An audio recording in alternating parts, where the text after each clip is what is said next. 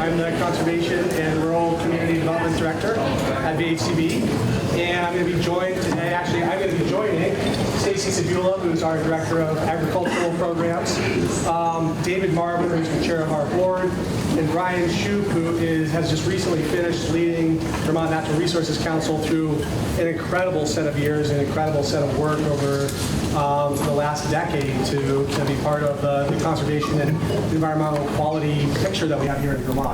And we're going to talk a little bit today. Stacy and I are going to get you started with some background details. We assume a basic familiarity with Act 59's goals and vision, but we're going to walk back through that background just a little bit, show you the results of the initial inventory that we worked on with the Agency of Natural Resources and partners this past year, talk a little bit about where we're going in the next phase of the planning work for Act 59. And then we've invited Brian and David to share perspectives on our work. Brian's going to share a perspective on integrated planning and the multiple planning frameworks that communities and landowners and institutions need to think about in conjunction with Act 59, which is not a standalone, or should not be seen as a standalone initiative, but rather something that is part of the work of Vermont organizations across the board. And David is going to talk a little bit about the needs of landowners and how we as conservationists and organizations who are on the planning side of this can reach out to landowners, learn from landowners, and frame this in what they need. How do landowners and managers express those needs? Who should they be working with to be part of the work in their communities? So that's the first half of maybe the first third of our session today. I know it's right after lunch. While you digest, we're going to talk at you for about 20 minutes or so. And then we wanted to get people moving. And our idea for this is to do a little planning charrette and to draw on people's pre-existing knowledge, what you know as you come in here today. We're going to break into 5 smaller groups. This is a much bigger group than we had originally planned on, but a lot of people were interested. We said, we'll go with it. There's about 65 people here. We're going to try to break into 5 groups. We have 5 different communities or community sort of center points that we printed out some maps for you today that show what's conserved in those communities, where, what the conservation design priorities look like, what the wetlands advisory looks like for those communities. And we have some discussion questions for your breakout groups. And we're going to ask if people want to either break out to a region and to an area that they know something about, or something they want to learn about. Maybe it's where you live, maybe it's where you work. And well, Stacy and Brian and David and Amy and I we're going to join the 5 different groups. We're not there to lead. We're there to just participate in the discussion about the priorities for those communities. And then we're going to hopefully come back and have a report out for about a half hour where we can talk about what we learned and what came up and what we're observing collectively. And the reason why we're doing it this way today and why we want to do this planning shred is that Act 59, as we head into this next phase, we are going to be producing a conservation plan. It's going to be a high-level themed plan that identifies sort of priorities and areas for action to meet the state's goals and to implement the vision of the act. But it's an act, or it's a program that depends upon voluntary community and landowner decision making. This is not compulsory. It's not regulatory. It's not eminent domain. There is no reason that any landowner who's not currently conserved has to do this just because the state said this is a goal. But of course, this is our work.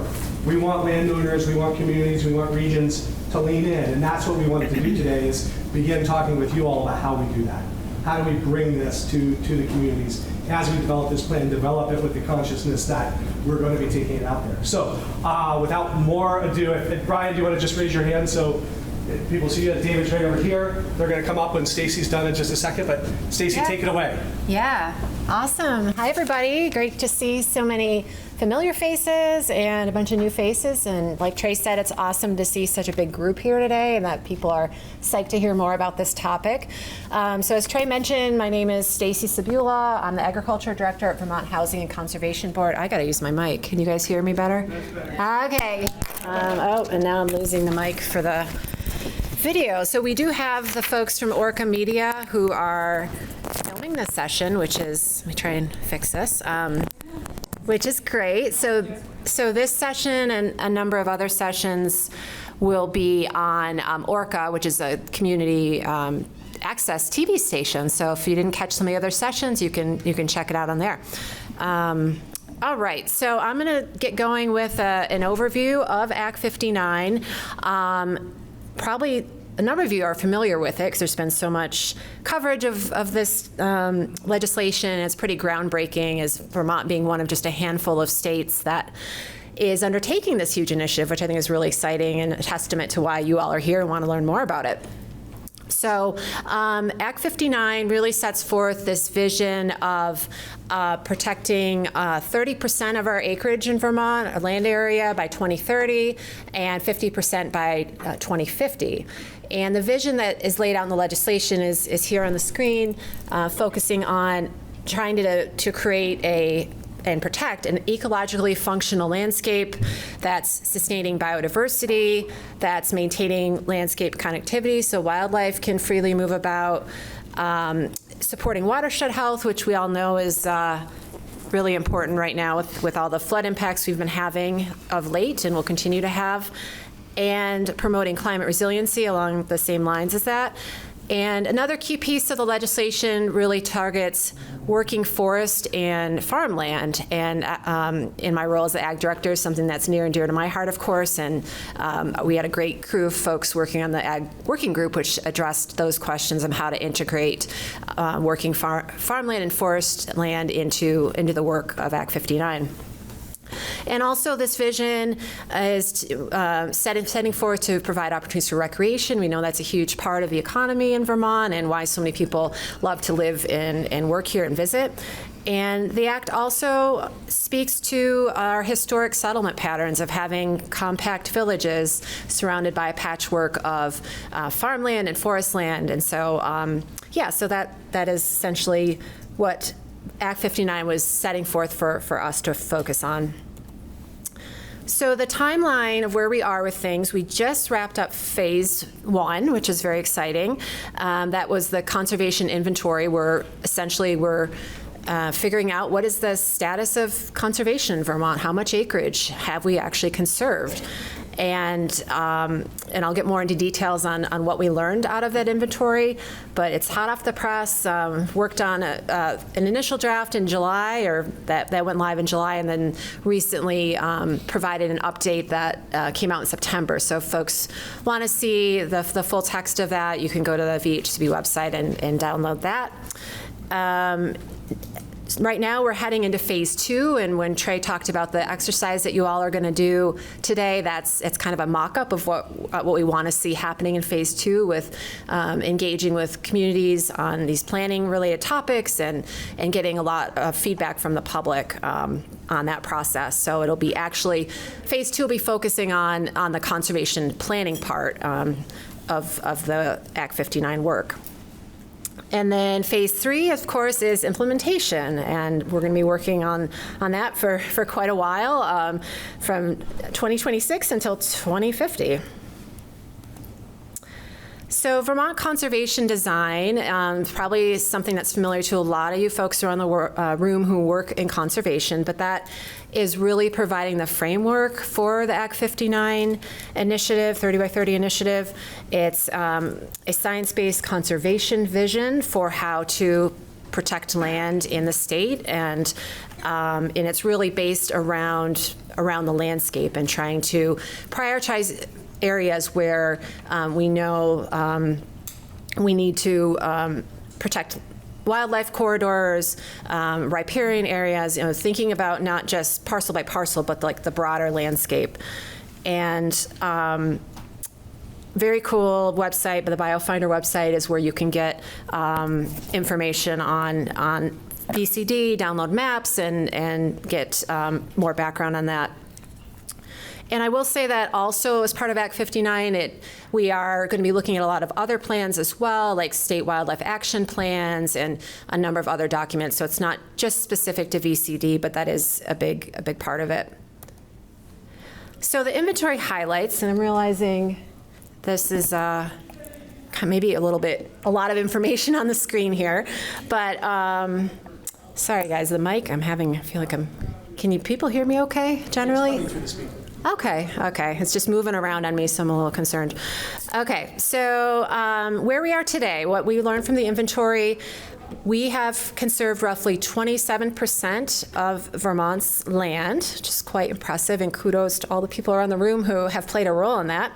That is 1.6 million acres out of our roughly 5.9 million acres of land in the state. And then our inventory broke it down into these buckets of land areas, and this is defined in greater detail in Act 59, ecological reserve areas, biodiversity conservation areas, and natural resource management areas. And the eco-reserve areas are about 4% of Vermont's land area. Biodiversity conservation areas are another roughly 4%. And then the natural resource management areas, which is both working farmland and forest land, is 18.7% of our acreage, which is quite impressive. And let's see, so, and actually this breaks it down further. Out of that 18.69, most of that's forest land, so about 15.8 is forested, and then 2.9 acres is agricultural land. And I think the other thing I would highlight, and I guess it is cut off down here. I'm like, can I see the stat? There are a lot of acres enrolled in current use, which is not a permanent form of conservation, but certainly is keeping a lot of land out of development, and that's the current use valuation program. And I don't know if I can scroll down. Yeah, 2.5 million acres, is that right? Yeah, so a significant chunk of land. And just also to reach our 2030 goal, we are going to need to conserve another 185,000 acres in the next 5 years, which would require us about tripling our current pace. Good news is there's a lot of funding coming in. I'm sure many of you are aware from the federal government through the Inflation Reduction Act, and particularly in my world and the agricultural world, there's a lot of funding coming our way for farmland conservation. So yes, there's a lot of work ahead of us, but there are also enormous funding opportunities at the same time, which is great. And this map is very cool. I'm a map nerd myself. I recommend folks check this out. So you can actually go to the Geo portal, the Open Geo portal, through the Vermont Center for Geographic Information, and you can look at our conserved land inventory there, zoom in parcel by parcel, and check things out. You can also download the data, to a Google Earth file or to GIS shapefiles. So if you want to kind of nerd out and check out your area and just see how things are classified and what was included in the inventory, you can go check that out as well. It's actually, the A&R Geo portal. Okay, and I think, Trey, I was going to turn over to you to talk about next steps. Yeah, or if anything you want to add. No, that's great. Thank you, Stacy. That's a great background. We are gonna, I should have said at the beginning, after Brian and David have a chance to talk to you, we'll pause and see if anybody has technical questions about the first half before we kind of break out into the exercise. Stacy asked me, I've been working a lot on what we do next, so I was just going to go over this, is that we are, right now, last week we posted an RFP, a request for proposals, that are due by October 25th. So we're looking to bring on board a team, a project management team, that will work with VHCB and A&R over the next 14 months to produce the plan.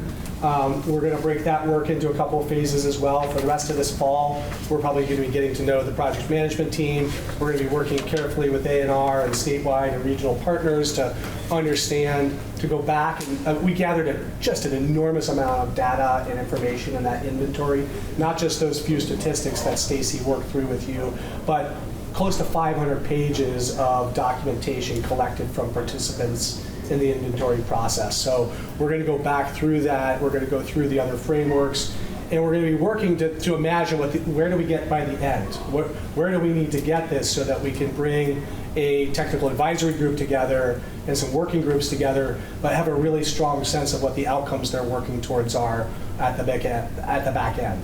so that this spring we can set that technical advisory group and those work groups in motion with a better sense of what the steps along the way are, what the decision-making criteria are going to be, and how we're going to, where we're going to solicit public, feedback and where we're not.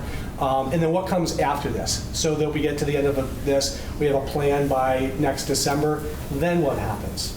And that's a little bit where we're going today. What happens then is that this goes out to communities and either sits on the shelf, or communities bring this in and implement it through the land trusts and regional planning commissions and conservation districts and the conservation commissions in their communities will either be bringing this forward and taking action or not. Our hope is yes, and that we're going to have a plan that's really implementable. But let's have Brian, if you want to come up. We're going to talk a little bit and just give a little bit of a background on what those frameworks look like. Can everybody hear me if I do it like Trey and not use the microphone? Use the microphone. Yeah. Oh, I will too. Sorry. Great.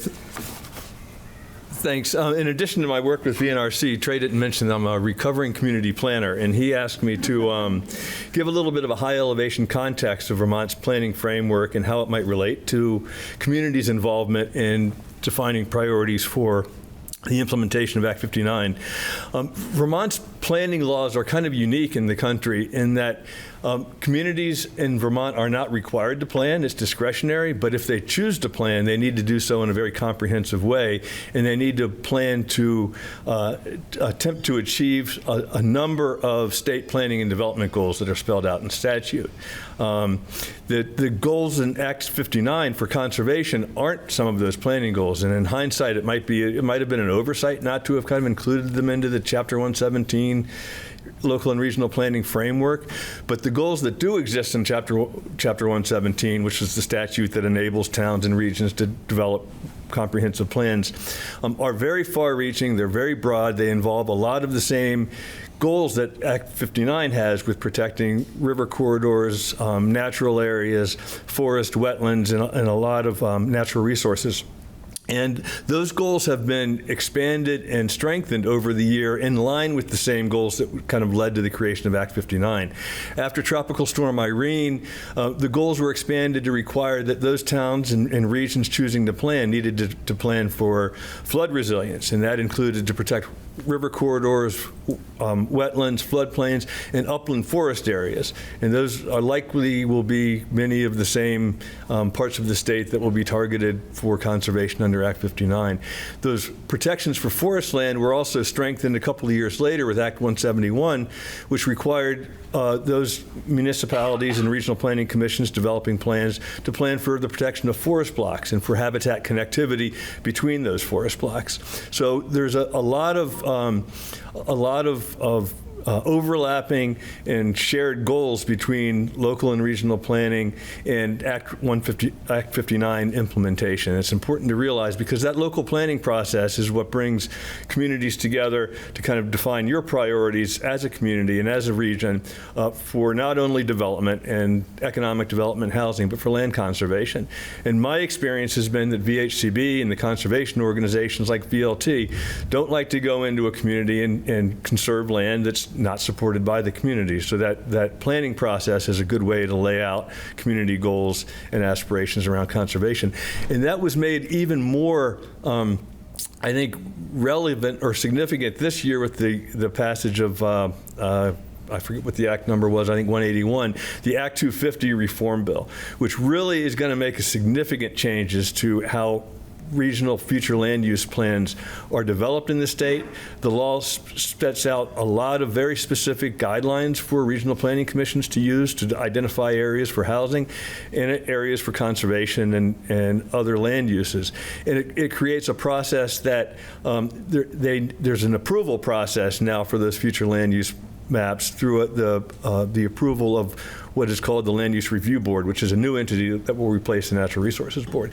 So that's really going to take regional planning to a much higher level if done properly. And that's an opportunity for the regions to work with the communities on not only their housing goals, but their conservation goals. And those maps will have a bearing on how Act 250 applies to different kinds of projects in the state with new jurisdictional triggers, and that's really important to think about, just in terms of a planning process for conservation and development.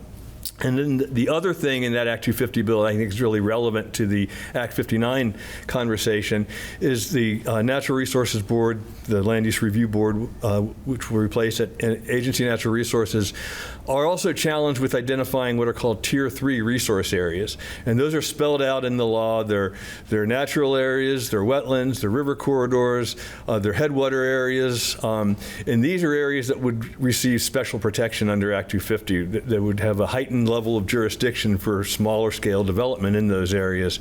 And that, I think, the work that's being done on the Act 59 and relying on the conservation design is really should play into that Act 59 or the Act 250 implementation through Tier 3.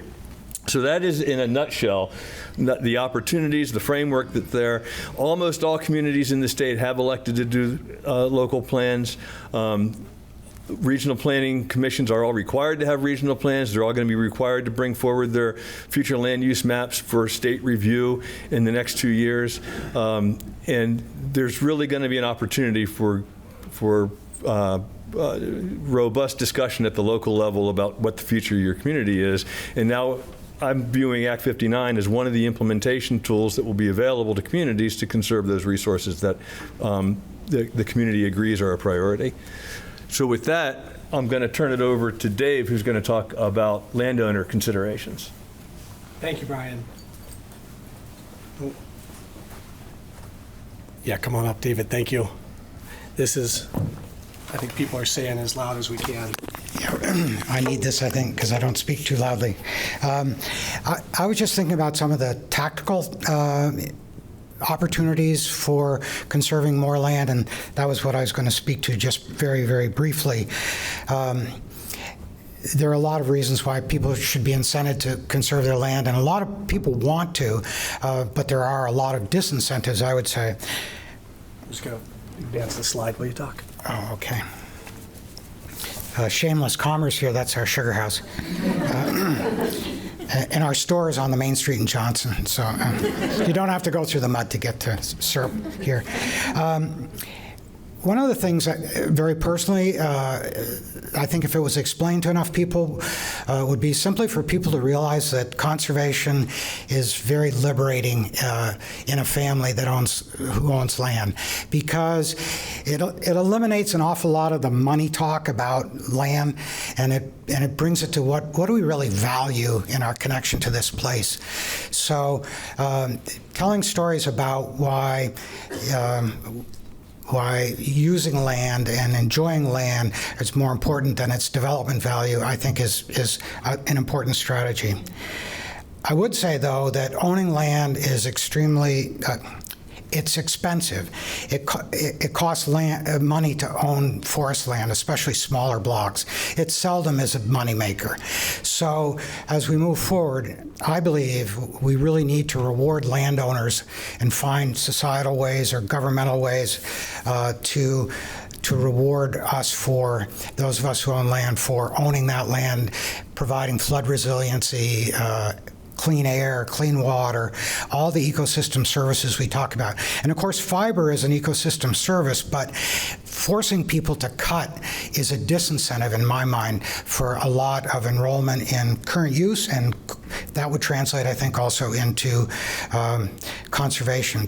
Many people, we have a forestry consulting business, and we have more than 400 clients, and I don't think very many of them, or let me back up, very many of them don't really want to cut timber. They simply want to own land for other reasons, for wildlife, for recreation, for simple enjoyment. And so recognizing that those values are really important too, and especially in biodiversity, is an important tactic, I think. I've been wondering how many big parcels of land are really left in Vermont. I asked Trey, I don't know if we have that data at this point, but it seems to me we're going to have to conserve an awful lot of smaller parcels. A couple things then come to my mind. One, it's really hard for land trusts to do small parcel conservation. It's expensive. I think we should focus on how we can bundle ownerships, perhaps, like I think Cold Hollow to Canada, as I understand it, is a great example. How can we bundle stewardship? I don't know anything really much about land trust accreditation, but it seems to me there've got to be ways that we can monitor less onerously than we do now the stewardship of land. As I said this morning, if we build good stewards, we don't need policing monitoring. We just need educational monitoring. We need to connect with owners so that they understand. They get to learn more and more about the value of their land. One easy bunch of landowners to get to, I think, are sugar makers. Collectively, we own hundreds of thousands of acres in Vermont. Well, I think we do. It's really hard to know, but if you take the number of gallons made and then how many taps it takes to do that and figure out 50 taps per acre, you can come up with a pretty good number.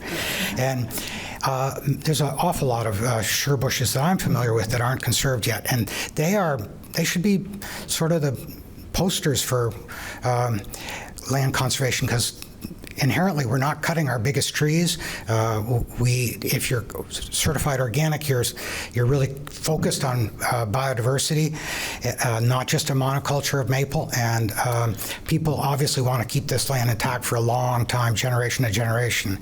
The trees that I released in 1959, when we fenced cattle off of our farm, are just really becoming productive now. So, it's not something you're going to take lightly. In management. And let's see, I don't know what else I was going to cover.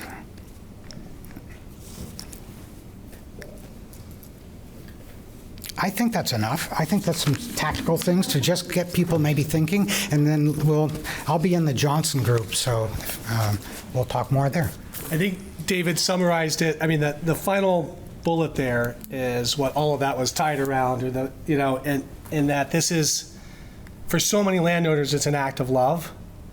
And for so many landowners, monetizing this in some way will allow that to go on to the next generation. It'll allow that to spread. It'll allow that to be just more effective. And we won't have to make difficult choices about parcelizing. We won't have to cut up our land. So it's not the only focus, but it's something that Butternut has done really well. That's why I wanted to have you up here with us today, and why you do such a great job as our chair. But we're talking about something that has all these different values combined when we talk about conservation. It's the value of the relationship to the land, the value of the relationship to your work, the value of the relationship to your community.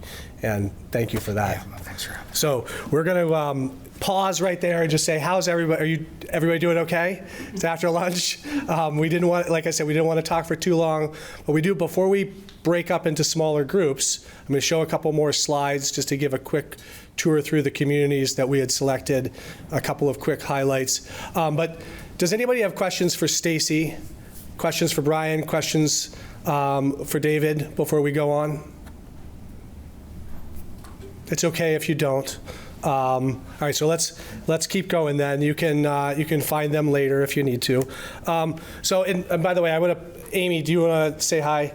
Amy is working at VHCB this semester. She is at Lehigh University, finishing up a master's in environmental policy, and volunteered, among the other things that she's doing to help out, to help me put together a few slides that just to take a look at these 5 communities that we were talking about. So we wanted to give you a picture. These are not like the full map of the whole county or anything. In order to get these kind of snapshots or these screenshots onto one page, we centered them as well as we could, but all 4 maps aren't necessarily the exact same view, but you get an impression of what Calais and East Montpelier look like, situated between the Worcesters, situated upstream on 2 branches from Montpelier, situated kind of between the Greens and the Mansfield Range, in a place that is beginning to fade towards the Northeast Kingdom, but isn't really part of the kingdom, isn't part of the biophysical region that the Northeast Kingdom makes up in Vermont.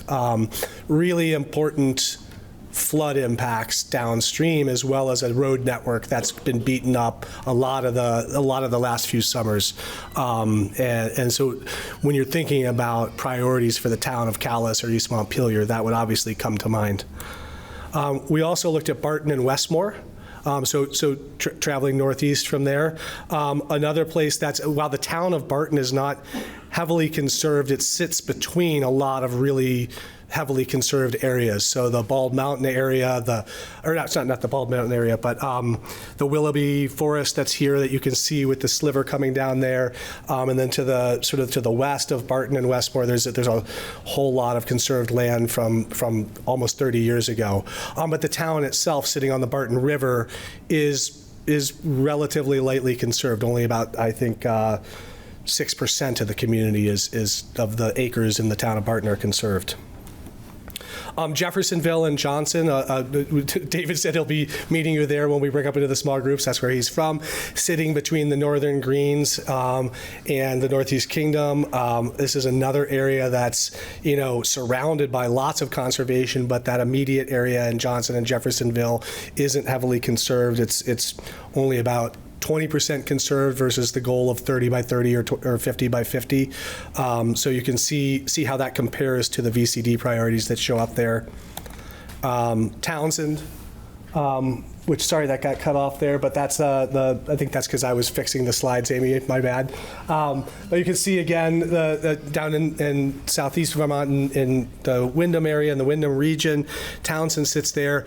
It's a really interesting community between the Southern Greens and the Connecticut River. The West River flows down into Brattleboro, another place where flood resilience is really critical, but not a heavily conserved. About 14% of the community is conserved currently.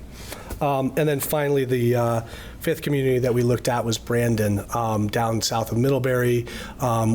Within the area that we've done a lot of work, there's a lot of agricultural conservation in the Brandon and Otter Creek watershed, but there's also been a lot of wetland conservation and protection, and it's been attributed, Jim's got two arms up thinking WRE, like we have done some good work there, and there's a lot more to do. Compared to some of the other areas, there's less forest cover in this area, but there's more opportunity to do connectivity-based conservation, taking those working lands and finding ways to either as we conserve them or we go back onto conserved areas and protecting the riparian corridors and the other connectors that link the Otter Creek watershed to the mountains or link it to the Lake Champlain. So those are the communities that we thought would be really interesting today to kind of zoom into. And what we thought we'd ask you to do is to break up into your groups, and we have these 4 discussion questions that I'll leave up here, which is as you look at this, and again, you'll know more than what we put up here if you're from here or if you've worked here or just as conservation professionals. I think you'll be able to bring and interpolate some of your knowledge into this. But what are the conservation opportunities that you see and that your group identifies for this community in this area? Maybe not just for Johnson, but Johnson, Jeffersonville, and the whole region, not just Calais and East Montpelier, but Calais, East Montpelier, Cabot, et cetera. Who needs to be involved? You might know who some of those players are. We certainly know, Brian mentioned some of the planners and folks who are doing that. I mentioned the conservation districts and conservation commissions and others, but you might actually know who those people are. We want to talk about who needs to be involved. How does this, to getting into what Brian shared, what are the integrated planning needs for this community? They're going to be different from community to community, although the idea that we would look at hazard mitigation planning with watershed planning, with conservation planning, with road planning is not a new idea. It's something I see Chris Campany here talks about that all the time, and many people are starting to talk that way, but it's also, we need to push Act 59 into that framework because there's so much overlap in as Brian was describing that. And then finally, what kinds of outreach and supports and education do landowners and institutions need to do this work? So there was one question at least here in the front, and if there are any other questions, and then what I'm going to do is show you the map of the room, and then I'm going to come by with some packets that have these maps and the questions on them. So question here, and then anything else. I am not a conservation professional, so when you use the word conservation and you say this much is conserved, et cetera, is that conservation easement conserved?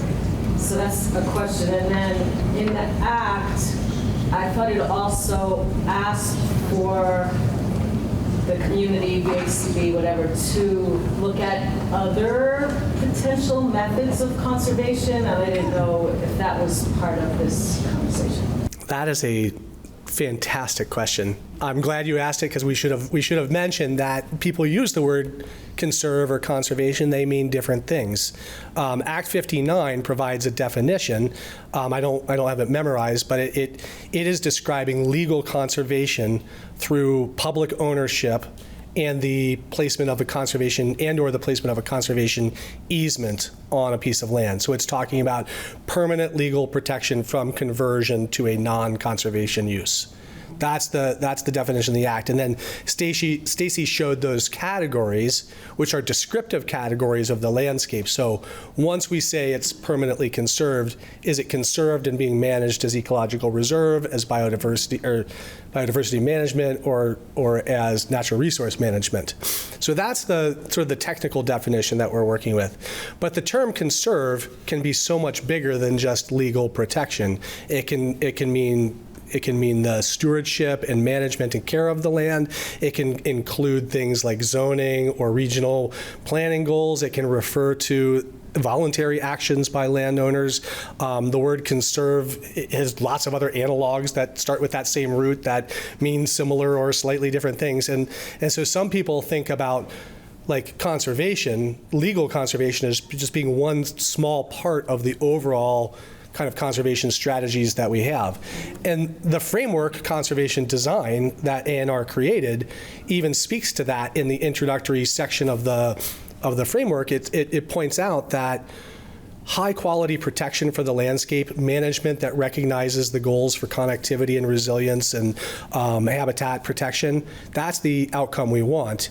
If it's use value appraisal and current use protection, if it's voluntary protection, or if it's legal protection, from conservation design's perspective, that's less important than that we're managing it in a thoughtful and sensitive way. And I think a lot of people in this room would probably agree that that quality of care for the land is more important than the legal status.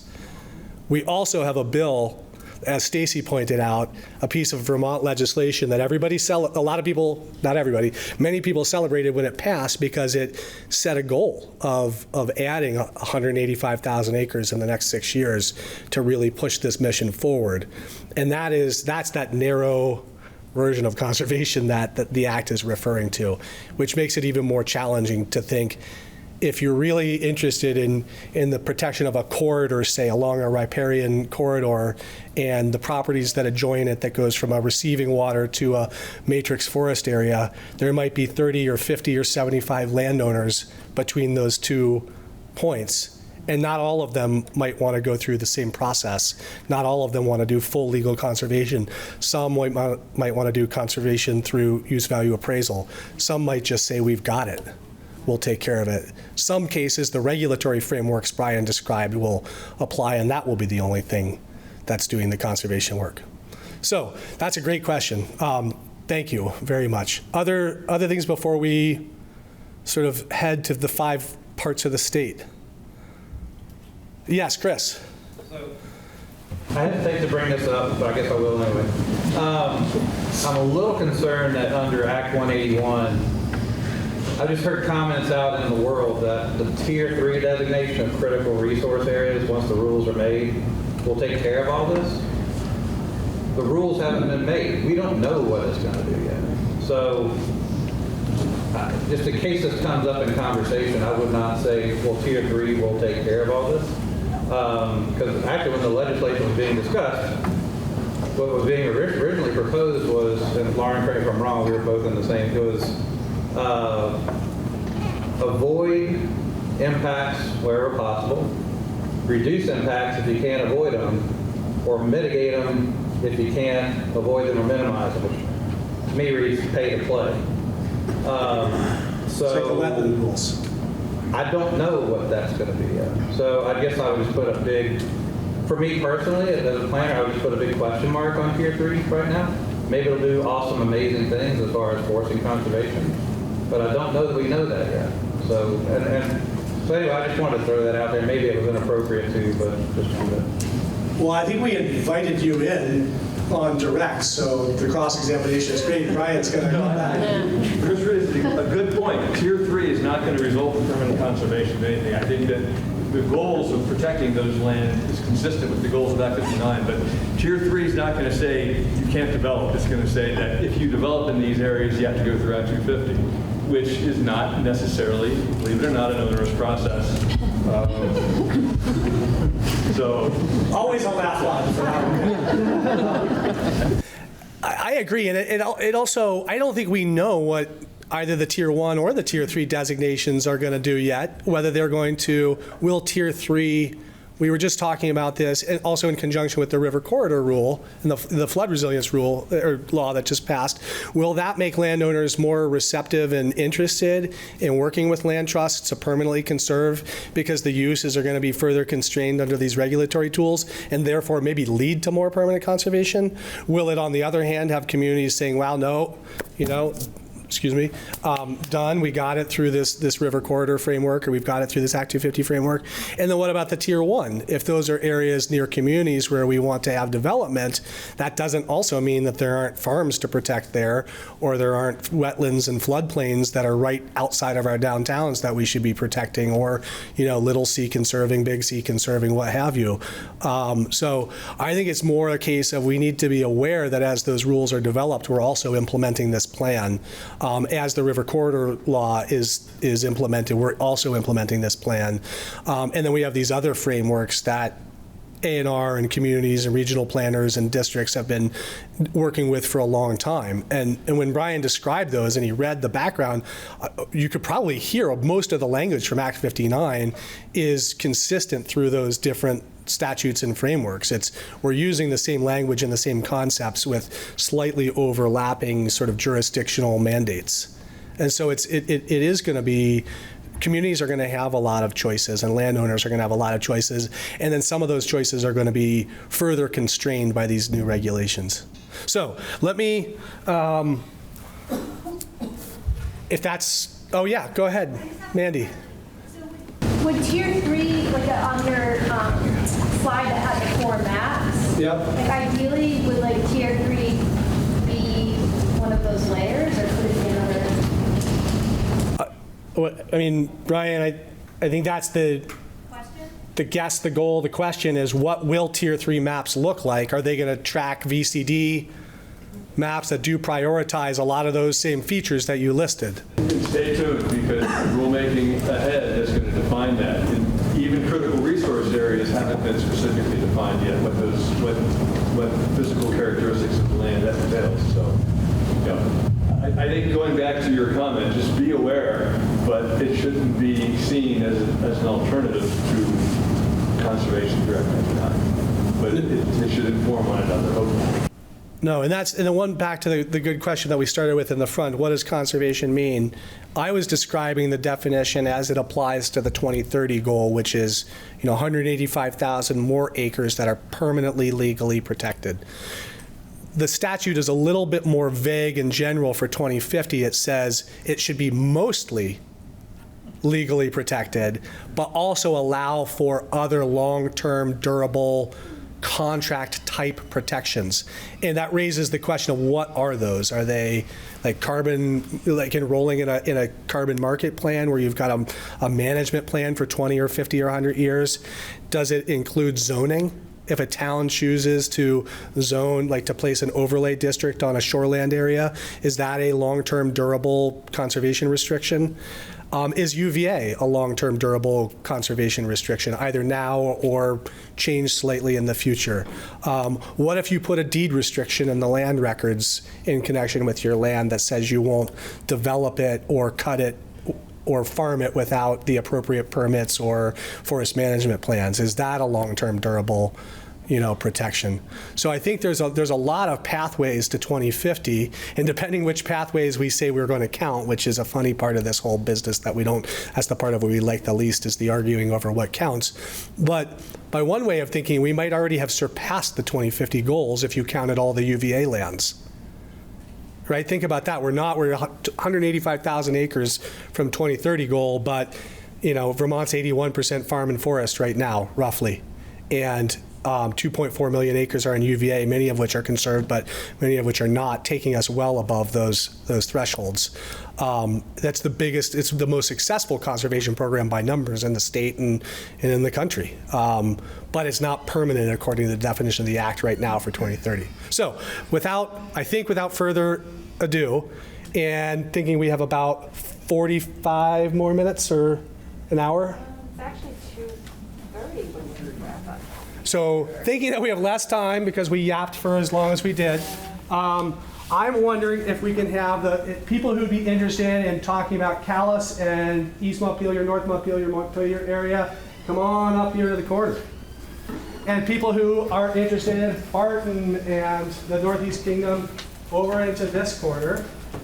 If you're interested in Johnson, Jeffersonville, right there by Jim, we're gonna put that part of the state right there. Chris, I assume you're gonna stay in Townsend. So Chris is there for Townsend, and then Brandon in the back corner, my left, your right, Skier's left, back there. Who's East Montpelier person who knows what's staying here? All right, here's a couple some maps and stuff. I'm gonna go here.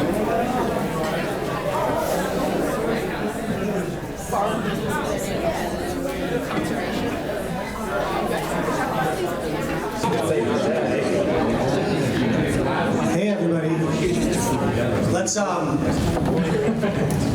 don't think you need to come back together because that'll use most of the rest of our time, but if you have I'll try to model it, if you have a former 8th grade teacher in your group with a big former 8th grade teacher voice, you could ask that person to be your reporter.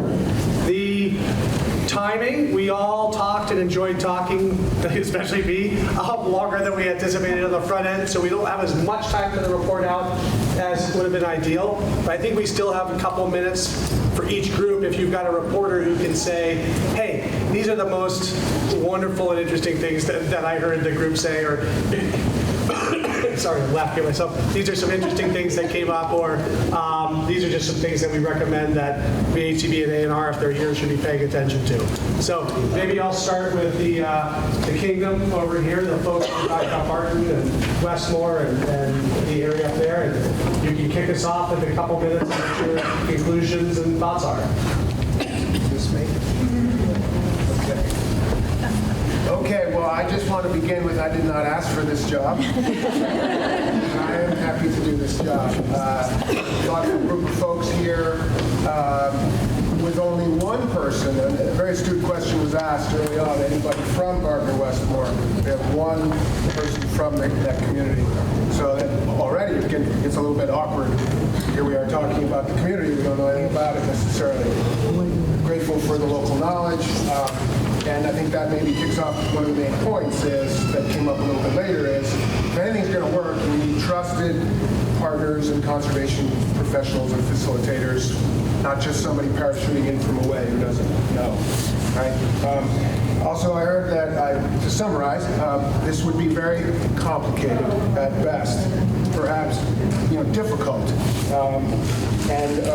A real fine point was put on it right from the start, which is poverty was the word that was used, real poverty, which means realities that maybe make conservation of the legal, enduring type from somewhere else particularly vexing, just like we have other priorities in the community. So it's not going to be as simple as consulting with people on conservation design, perhaps identify target parcels that will really have ecological impact being conserved. It's not going to be that simple. They have other more pressing needs. What was it, a road grader? Something. And so, particularly in a place like Barton, and then maybe thinking about the rivers, the Barton River, the Willoughby River, the Clyde River, all being very important locally, leading into an impaired watershed at Magog, a waterway. And so that maybe, I heard several times we should focus first on the waterways, conserving there,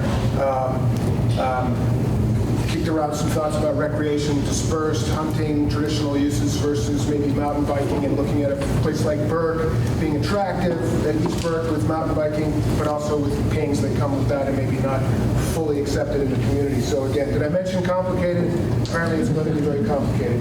Capacity for doing this stuff in the communities, need to spread the financial burden around, and need to make sure there's no adverse financial impact in the community, particularly given local concerns about eroding tax base from conservation and others, counters to that, community services, etc. But these were all points that were voiced that to me all sound like, man, this is not just so simple. Yeah, I'll get you a couple minutes back. Unless anybody wants to correct or add something that I screwed up. Thank you. And we are going to work with A&R to produce a map that shows what's currently conserved and how conservation design overlaps on top of that. And it will help to do what Michael said is the easy part, which is to say what's not conserved that has great ecological value. And then how do you get the community to lean in and say we should have that value. Let's go all the way back here to Brandon, just to give people a shift of these. Brandon's coming. Brandon's coming to us, which is really exciting. Full service community. Thank you, Jim. Not as tall as these people, that's for sure. All right, we good on the mic? Okay, great. I don't hear as well as I used to, so want to make sure everybody can hear what we have to say, although my wife tells me I'm loud, so we'll make it all work.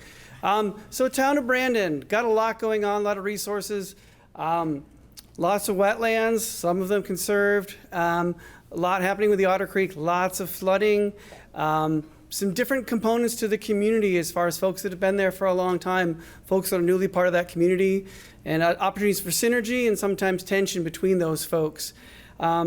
Key things when we're thinking about this discussion that we're having is really wanting to focus on community building. Maybe something like the UVM Place program or other ways to work with regional planning commissions or local grassroots organizations to get people to be willing to have conversations and talk to each other first. I feel like there's a theme that came out of our group that maybe happened in some other groups, that we don't want folks to get so revved up with the targets for 30-30 and try to meet those goals that then it sandbags the opportunities for 50-50 to really meet the bigger goal and the bigger vision. In our conservation work, sometimes we get so target focused that we forget about the process and the people that are involved in the process. So if we're not building relationships and building community, and all we're doing is achieving goals, it's not great conservation, even if it looks good on a map and maybe rang a bell for some annual report. So we gotta make sure that the 30-by-30 goals don't get us so enticed that we forget about the greater vision of 50-by-50. So I think that's a big part of what came out of our group, and that we'd much rather have good community building, even if we didn't meet the 30-by-30 goals, if it led us to having people that were willing to have a conversation to actually achieve the greater goal of 50-by-50. All right, thank you, Jim. There you go. All right, that's